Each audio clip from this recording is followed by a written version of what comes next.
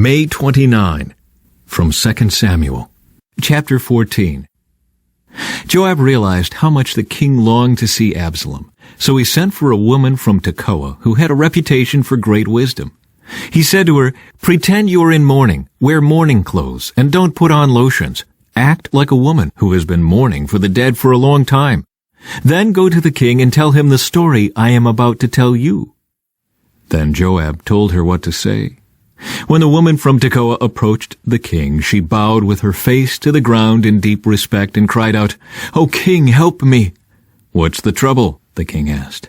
"Alas, I am a widow," she replied. "My husband is dead. My 2 sons had a fight out in the field, and since no one was there to stop it, one of them was killed. Now the rest of the family is demanding, 'Let us have your son. We will execute him for murdering his brother. He doesn't deserve to inherit his family's property.'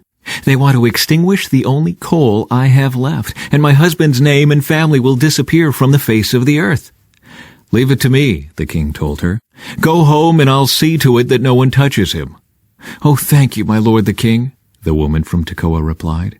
"If you are criticized for helping me, let the blame fall on me and on my father's house, and let the king and his throne be innocent."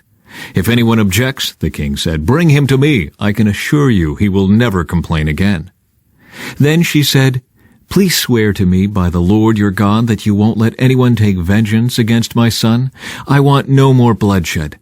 "As surely as the Lord lives," he replied, "not a hair on your son's head will be disturbed." "Please allow me to ask one more thing of my lord the king," she said. "Go ahead and speak," he responded. She replied, "Why don't you do as much for the people of God as you have promised to do for me? You have convicted yourself in making this decision because you have refused to bring home your own banished son. All of us must die eventually. Our lives are like water spilled out on the ground, which cannot be gathered up again. But God does not just sweep life away. Instead, He devises ways to bring us back when we have been separated from Him. I have come to plead with my lord the king because people have threatened me. I said to myself, perhaps the king will listen to me and rescue us from those who would cut us off from the inheritance God has given us. Yes, my lord the king will give us peace of mind again. I know that you are like an angel of God in discerning good from evil. May the Lord your God be with you." "I must know one thing," the king replied, "and tell me the truth." "Yes, my lord the king," she responded. "Did Joab put you up to this?" And the woman replied, "My lord the king, how can I deny it? Nobody can hide anything from you. Yes, Joab sent me and told me what to say. He did it to place the matter before you in a different light. But you are as wise as an angel of God, and you understand everything that happens among us."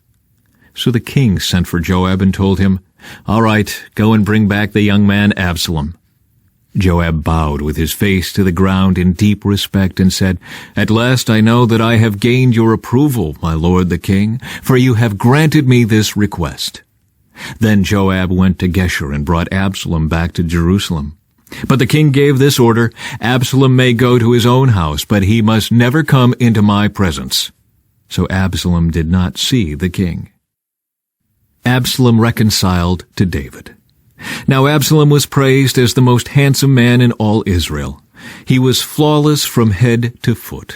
He cut his hair only once a year, and then only because it was so heavy.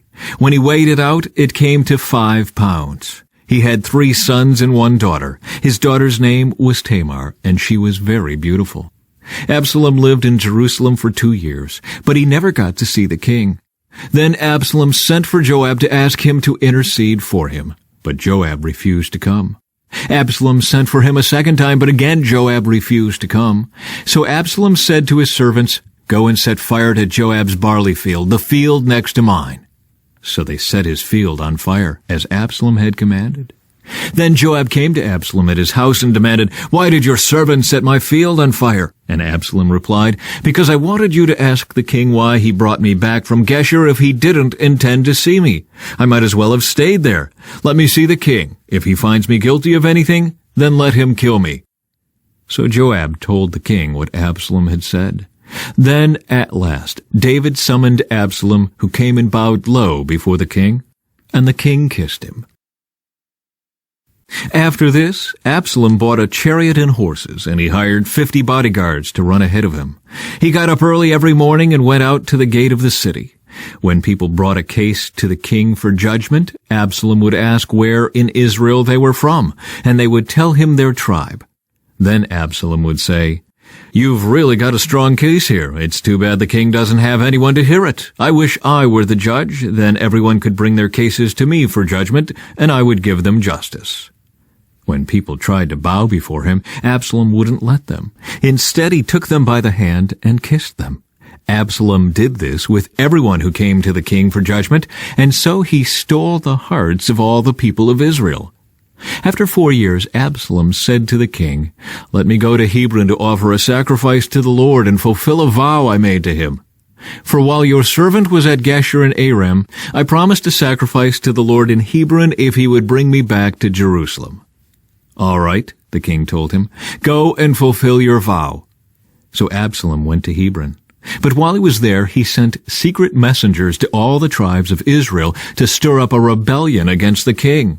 "As soon as you hear the ram's horn," his message read, "you are to say, 'Absalom has been crowned king in Hebron.'"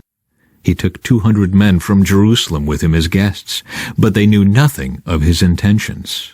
While Absalom was offering the sacrifices, he sent for Ahithophel, one of David's counselors, who lived in Gilo. Soon many others also joined Absalom, and the conspiracy gained momentum.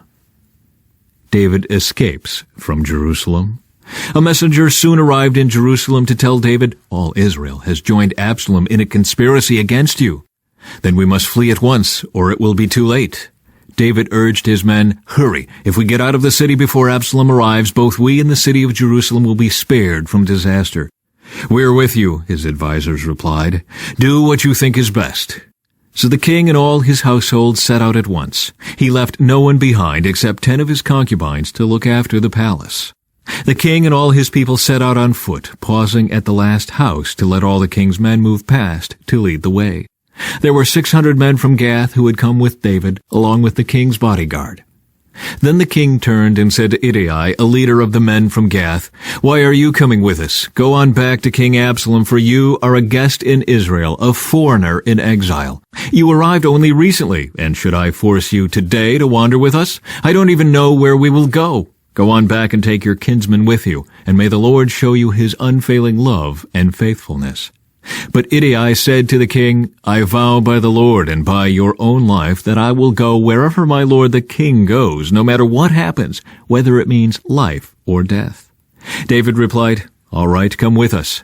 So Ittai and all his men and their families went along. From John, chapter 18. After saying these things, Jesus crossed the Kidron Valley with his disciples and entered a grove of olive trees. Judas the betrayer knew this place because Jesus had often gone there with his disciples. The leading priests and Pharisees had given Judas a contingent of Roman soldiers and temple guards to accompany him. Now, with blazing torches, lanterns, and weapons, they arrived at the olive grove. Jesus fully realized all that was going to happen to him, so he stepped forward to meet them. "Who are you looking for?" he asked. "Jesus the Nazarene," they replied. "I am he," Jesus said. Judas, who betrayed him, was standing with them. As Jesus said, "I am he," they all drew back and fell to the ground. Once more he asked them, "Who are you looking for?" And again they replied, "Jesus the Nazarene." "I told you that I am he," Jesus said. "And since I am the one you want, let these others go." He did this to fulfill his own statement, "I did not lose a single one of those you have given me." Then Simon Peter drew a sword and slashed off the right ear of Malchus, the high priest's slave. But Jesus said to Peter, "Put your sword back into its sheath. Shall I not drink from the cup of suffering the Father has given me?" Jesus at the high priest's house. So the soldiers, their commanding officer, and the temple guards arrested Jesus and tied him up. First, they took him to Annas, the father-in-law of Caiaphas, the high priest at that time. Caiaphas was the one who had told the other Jewish leaders, "It's better that one man should die for the people." Peter's first denial. Simon Peter followed Jesus, as did another of the disciples. That other disciple was acquainted with the high priest, so he was allowed to enter the high priest's courtyard with Jesus. Peter had to stay outside the gate. Then the disciple who knew the high priest spoke to the woman watching at the gate, and she let Peter in. The woman asked Peter, "You're not one of that man's disciples, are you?" "No," he said, "I am not." Because it was cold, the household servants and the guards had made a charcoal fire. They stood around it warming themselves, and Peter stood with them, warming himself. The high priest questions Jesus. Inside, the high priest began asking Jesus about his followers and what he had been teaching them. Jesus replied, "Everyone knows what I teach. I have preached regularly in the synagogues and the temple where the people gather. I have not spoken in secret. Why are you asking me this question? Ask those who heard me. They know what I said." Then one of the temple guards standing nearby slapped Jesus across the face. "Is that the way to answer the high priest?" he demanded. Jesus replied, "If I said anything wrong, you must prove it. But if I'm speaking the truth, why are you beating me?" Then Annas bound Jesus and sent him to Caiaphas, the high priest. From Psalms. Oh, how I love your instructions. I think about them all day long. Your commands make me wiser than my enemies, for they are my constant guide. Yes, I have more insight than my teachers, for I am always thinking of your laws. I am even wiser than my elders, for I have kept your commandments. I have refused to walk on any evil path, so that I may remain obedient to your word. I haven't turned away from your regulations, for you have taught me well. How sweet your words taste to me. They are sweeter than honey. Your commandments give me understanding. No wonder I hate every false way of life. Your word is a lamp to guide my feet, and a light for my path. I've promised it once, and I'll promise it again. I will obey your righteous regulations.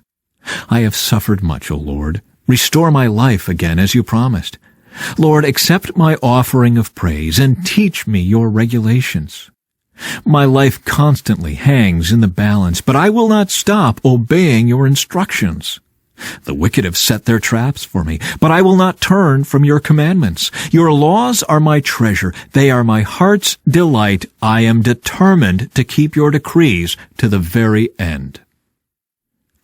From Proverbs. Better to have little with godliness than to be rich and dishonest. We can make our plans, but the Lord determines our steps.